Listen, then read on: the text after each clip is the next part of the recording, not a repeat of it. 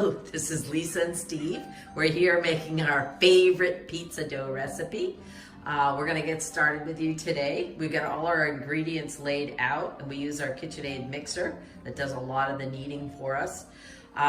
We do have the full recipe, but we'll be supplying a link below with a link to our blog page, which is gonna have the full recipe there for you. But let's go ahead and get started. We're gonna add, and the water temperature is right around 100. Steve's gonna check it. It's important to get the water temperature just right. You don't want it too hot and you don't want it too cold. 99.3. That's perfect. So we're gonna go ahead and add the water. And that's 1.5 cups of warm water up to 90 to 100 degrees. And then we're gonna go ahead and add the yeast. And the amount of yeast we use is 1 packet.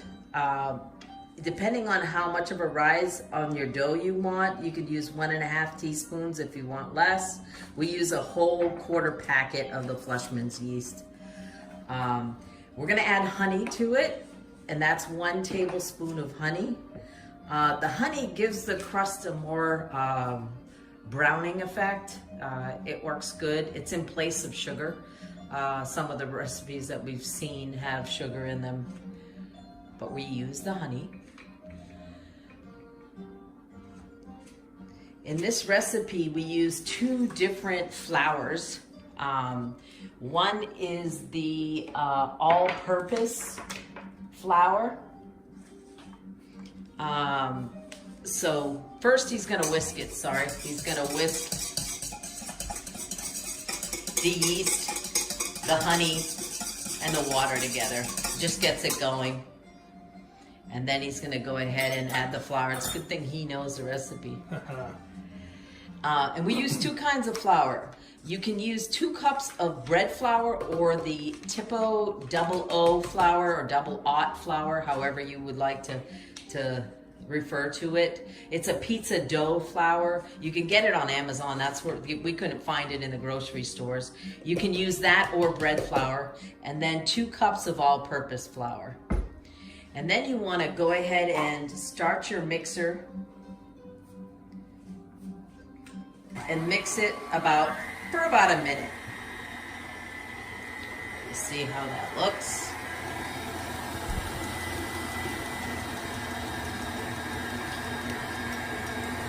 Just want to get it all mixed up.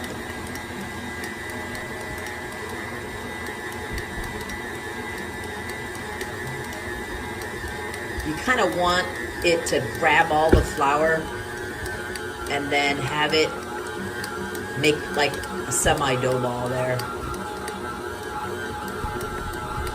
And it looks like it's doing a good job there, getting that all out there.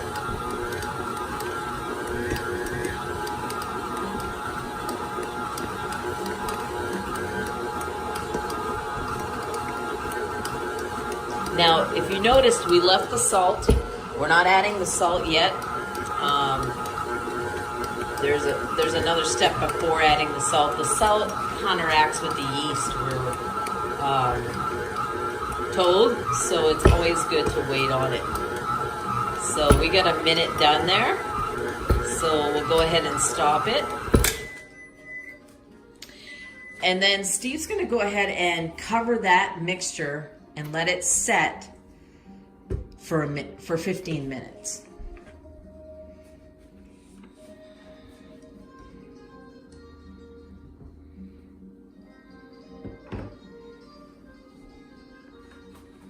You can just leave it right on there and cover it. Now they want you to let the dough rise, or we want you to let the dough rise for 15 minutes. So what we're gonna do is we're gonna cover that up and come back in 15 minutes and continue the recipe. So we'll be right back. We're back and the dough's been sitting there covered for 15 minutes. So we're gonna remove the plastic. And then Steve's gonna go ahead and add the salt. So I'm gonna show you what the dough mixture looks like. And he just puts the salt right over it. And then we're going to put the dough hook down there and continue to mix another 3 minutes. So we'll start our timer and keep it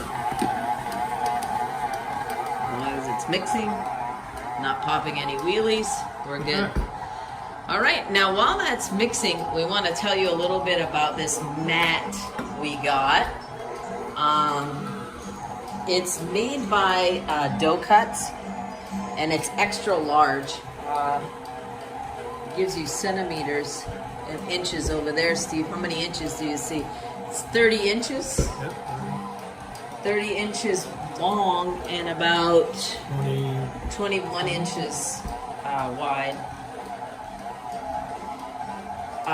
It works really good for laying out the dough.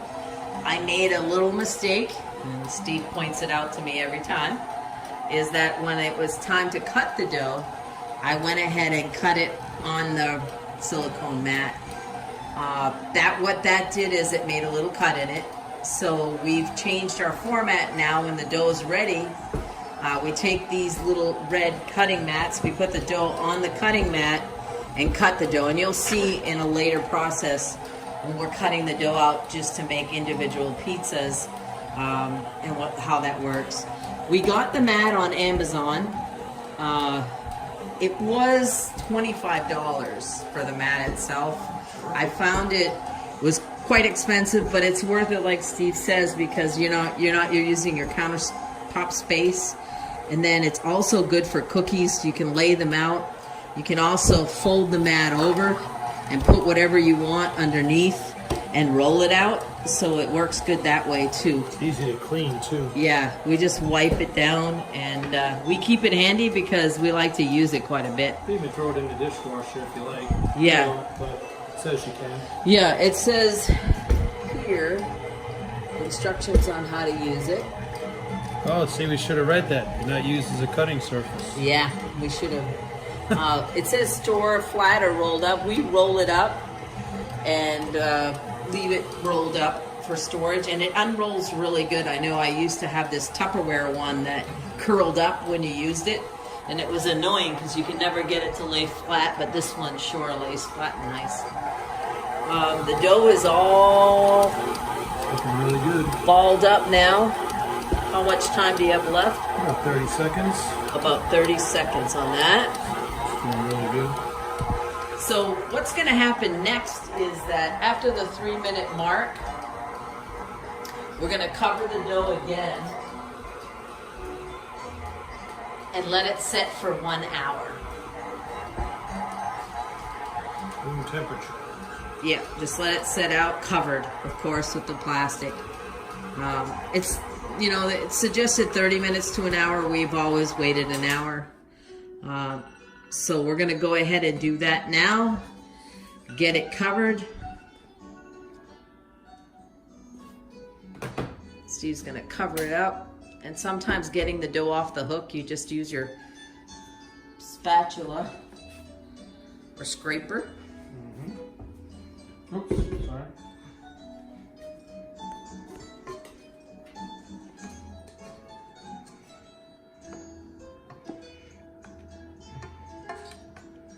And while we're letting it set an hour, we're going to transfer it into a greased bowl. Try not to tear it, because it'll break the fibers in there. So you can see it's really nice.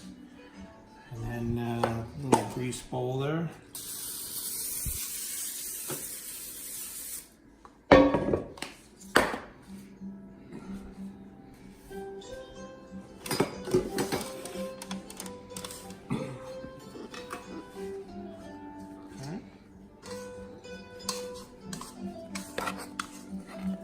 Using a little scraper to take it out.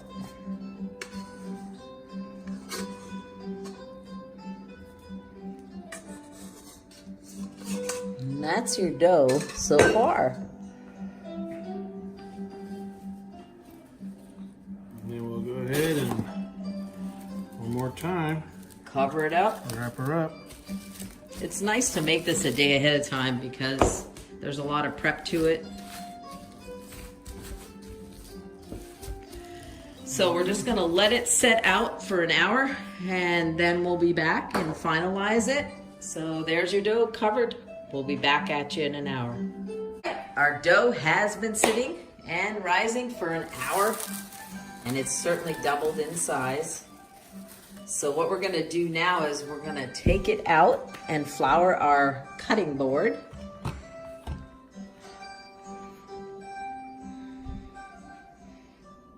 And we're gonna be weighing out the dough too, so Steve likes to flour the scale just to make sure. And look at that, it came right out, so it was really well greased.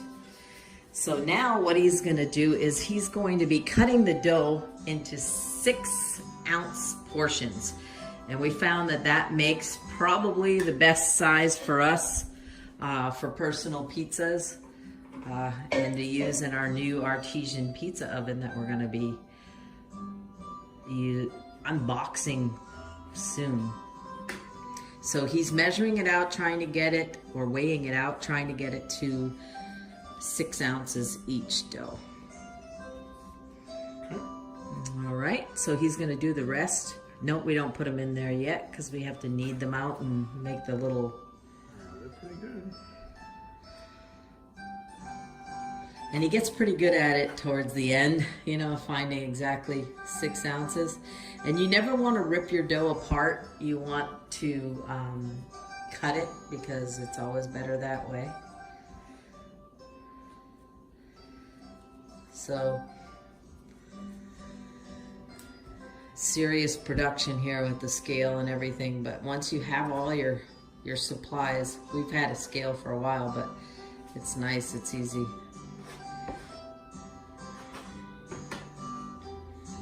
Dough looks real nice, Steve. Yeah, it's really good. Looks really good.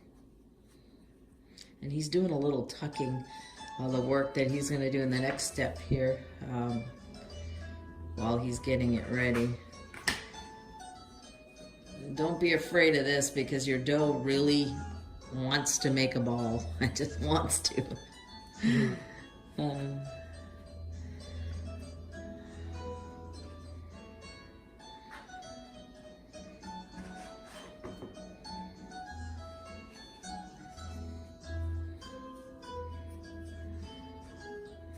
And I think last time we made 5, so let's see how many we have this time.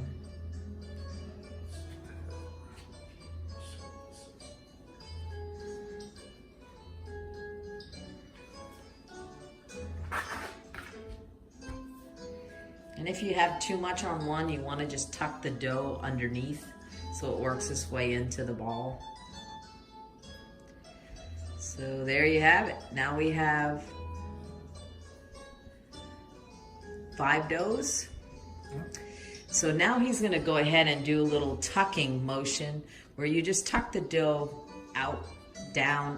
What you're trying to do is create like a soft surface on the top.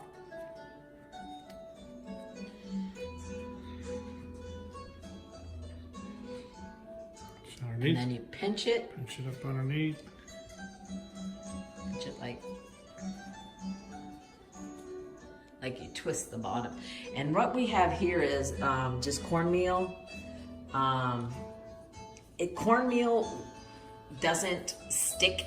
What happens if you put flour in that pan, because we'll be storing this overnight in the fridge, what will happen is the flour will get absorbed into the dough ball, and then it'll turn around, and make sure you tighten them at the bottom. Remember the twisting? Mm-hmm. Because the flour gets absorbed and then it sticks to the bottom. So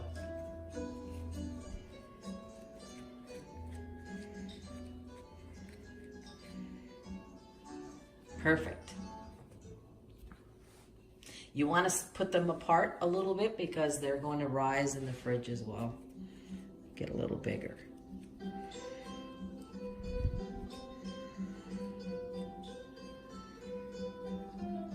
So there you have it. There's all the doughs.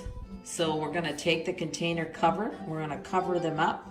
We're going to leave them in the fridge overnight or 24 hours. The dough can store in the refrigerator for 3 days. So what we do if we see that we're not using the dough or we haven't used it that last day, you can either wrap it really tightly and pop it in the freezer, or we tried cooking the dough a little bit, cooking it, just part of the way, so it's ready to go ahead and put your pizza toppings on. So we freeze it that way. So we'll go ahead and continue the video when we have the dough to make, but this is the prep of the dough. So thank you for joining us tonight. Appreciate it. Appreciate it. Thank you so much, and have a good evening.